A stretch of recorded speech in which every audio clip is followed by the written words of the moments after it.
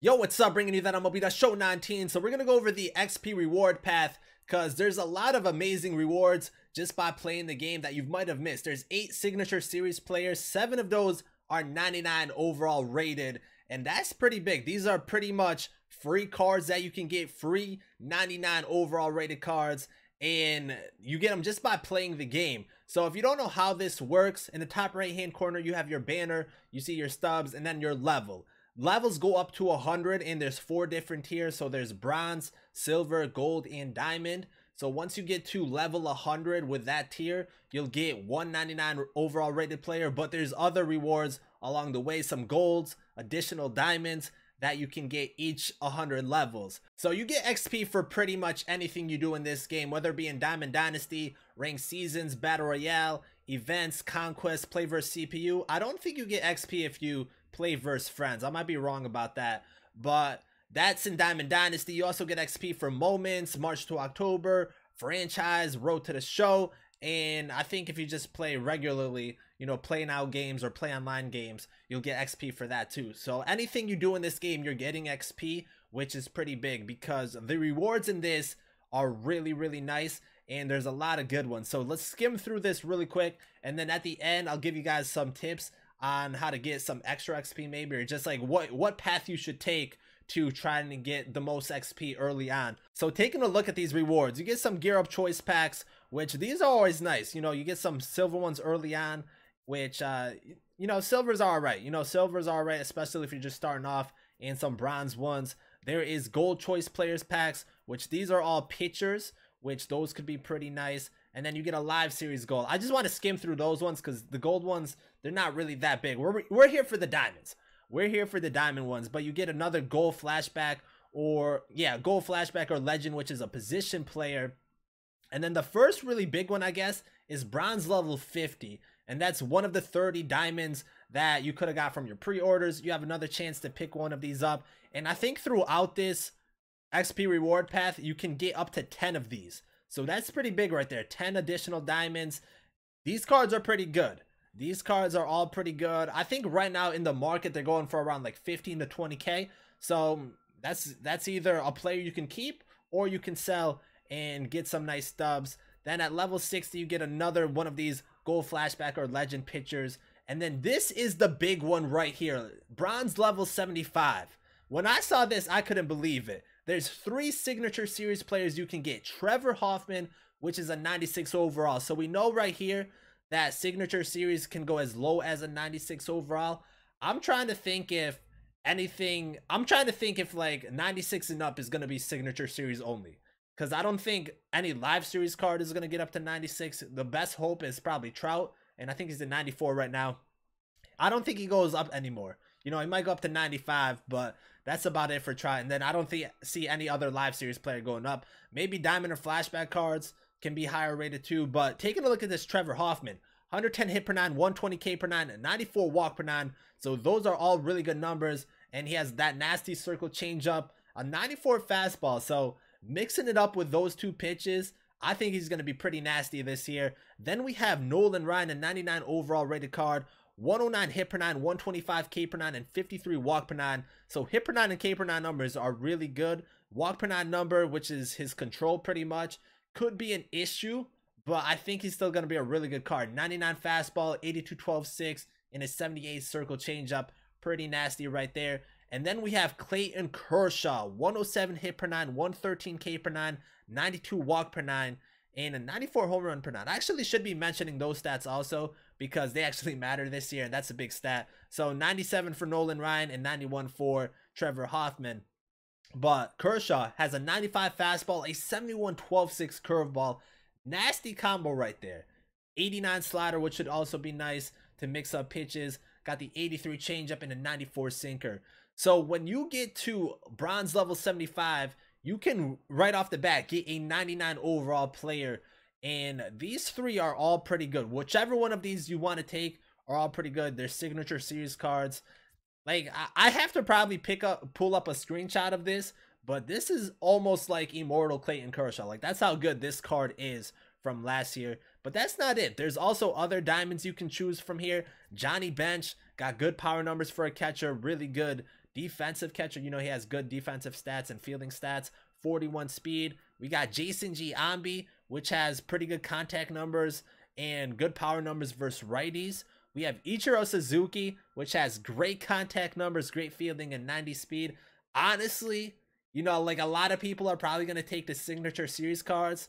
I kind of want to take Ichiro when I get to this point, because Ichiro is one of my favorite players. And I think contact hitters like this card is going to be really good this year. So Ichiro might be my pick if I get to levels, when I get to level 75. Then we got Ralph Kiner, great hitting card. Got good got great contact numbers and great power numbers. And then common fielding, which kind of could hurt him in the outfield. And then Matt Kemp, kind of like a low end, but like still a pretty good 5-tool player. Got great contact numbers, pretty good power numbers, goal fielding, 83 speed. And then Alan Trammell, great contact numbers with great vision. He has diamond fielding, so he's going to be really good defensively, and 65 speed. So this is another card that I feel like will be really good this year. Like this card last year kind of sucked, but contact hitters are pretty good this year. So there's a lot of choices right here. And I think all of these diamond cards are really good if you want to go with any of these diamonds. But signature series right here will be pretty huge. And they're all starting, well, 2 of them are starting pitchers. They're all pitchers.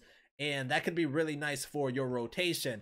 And then the other big one, you know, you get another Gold Live Series card, a Gold Flash Pack. But this is where you get the other signature series. And then bronze level 100 is where you get the other 99 overall rated. And these are these cards. So we got Brooks Robinson, great contact numbers. His power numbers are pretty good. You know, they're not bad at 78 and 79, 125 vision. Probably the best defensive third baseman in the game. Might even be the best defensive player in the game.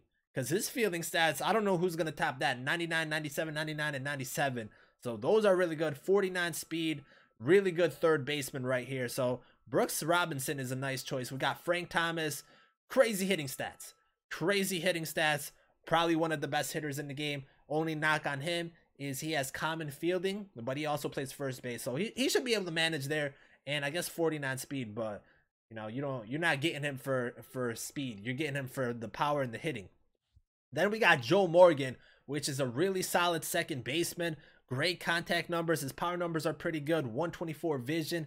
And he has diamond fielding for a second baseman, which is really nice. And 94 speed. So this could be a really good second baseman card. It really depends on where you're at. You know, if you complete like the whole National League, you can get Rogers Hornsby.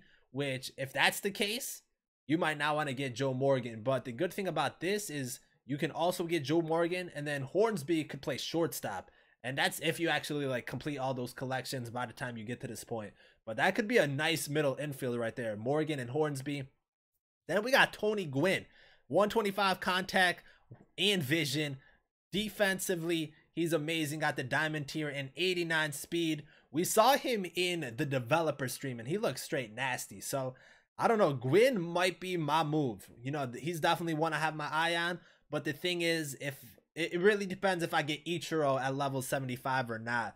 But Gwynn looks really nice. And then Duke Snider, I feel like might be like the best overall card. He has 115 contact versus righties, 93 versus lefties, 110 power and 83 power and 108 vision. So a great hitting card. Defensively in the outfield, he's solid. And 74 speed. So these are the 7 99 overall rated players that you can get and the 8 signature series. So these are all really big cards. And by level 100 bronze, you can have 2 of them if you want. Then at 20, you get one of those 30 diamonds. You get some more gold ones. And then level 40 for your silver tier, you're back at it. You can get another one of these, or, you know, one of these other players, the position players, if you choose. But this is ridiculous. You know, I honestly think this is going to be the easiest year to build a really good team. You know, by the first month, I think everyone has easily a diamond team, and like a really competitive diamond team too, because the rewards, it looks like they're going to be easy to come in this year. So I like that they kind of made it easier to get rewards this year. At level 60, you get another diamond player. And then by level 80 silver tier, you can get another one of these cards. So by level 80, you can have 4 signature series cards on your team, which is definitely really nice. Or like I said, one of these players. But what they did with this is absolutely amazing. Now, the next time you get a diamond player is level 20 and then level 40 for gold, which once again, you're right here. So I honestly think for me, I'm going Ichiro first, and then we'll get the 2 starting pitchers, or we'll get one of the starting pitchers and then Hoffman. I'm thinking something like that for me because I really want that Ichiro card. But that's what I'm thinking at. And then level 60, you get another diamond, one of those 30. And then level 80, you're back at it. So what they did was this is absolutely amazing. And then once again, oh, I didn't even mention this one. So once you get to your next tier, silver level 100, you get another one of these 5, which is pretty big. So you can have up to, I think we're at like 5 signature series at this point. So that's pretty cool. And then gold level 100, you get another one of these. So you'll have 3, 4, 5. You can have 6 up to this point. And then you get some more diamond players. So let me see real quick. This would be the 4th one you get from here. This would be the 5th. And then 6, 7. Okay, so you can get up to 7 of these cards. And how many are there? I think there's 10. 1, 2, 3, 4, 5, 6, 7, 8, 9. There's 9. So you can get 7 of the 9 of these cards. If I had to pick right now who would get left out, 7 of the 9, that's actually kind of tough. But I think Giambi and either Trammell or Bench get left out for me. You know, that's who I would leave out. But 7 of the 9 of these, that's really good. And then once you get to level 100 diamond tier, you get the last 2 of these. So yeah, XP reward path definitely offers the best rewards in the game. And I'm actually surprised that there's so many good cards. You know, I knew there was the 5 initially, but the other 3 signature series in here are really, really big. These other 6 diamonds are also really solid, and I think they can really boost the lineup. So these are all really good. So if you're trying to level up your XP, I don't know exactly what the fastest way right now is. Once I hit level 100, I think I'll have a general idea of what's good and what's not, or what works. But right now, ways to get XP are through moments.